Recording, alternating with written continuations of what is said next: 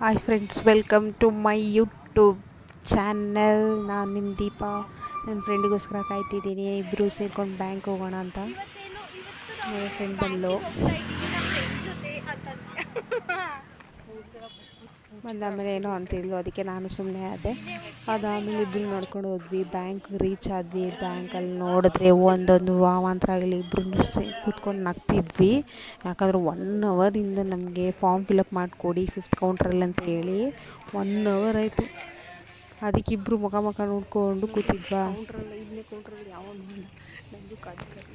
5th ಕೌಂಟ್ರಲ್ಲಿ ಕೊಟ್ವಿ ನೋಡಿ. 5th ಕೌಂಟ್ರಲ್ಲಿ ಯಾರೂ ಇಲ್ಲವೇ ಇಲ್ಲ. ಅದಾದಮೇಲೆ ಬೇಜಾರಾಗ್ತಿತ್ತು 1 ಅವರಲ್ಲಿ ಅಂತೂ. ಆಮೇಲೆ ಕೌಂಟ್ರಿಗೆ ಬಂದರು, ತೊಗೊಂಡೋಗಿ ಕೌಂಟ್ರಲ್ಲಿ ಕೊಟ್ವಿ. ನೋಡಿ, ಕೋಪ ಹೋಗ್ಬಿಟ್ಟೈತೆ. ಅವ್ರ ಡ್ಯಾಡಿ ಬೇರೆ ಊರಿಗೆ ಹೋಗ್ತಾರಂತೆ. ನಡಿಯೇ ಒತ್ತ ಬೈತಾಳೆ. ನಿಮ್ಮ ಮಮ್ಮಿ ನೋಡಿದ್ರೆ ಏನಾಯ್ತು? ಏನು ಹೇಳ್ತೀಯ ಸುಷ್ಮಾ ನನ್ನ ಬಗ್ಗೆ? ಏನು ಹೇಳೋದು? ಜೋರಾಗಿ ಹೇಳು. ಅರ್ಧ ಬರ್ತೈತೆ. ವಾಯ್ಸ್ ಎಲ್ಲಿ ಕೇಳಿಸುತ್ತೆ? ಕೇಳಿಸಲ್ಲ.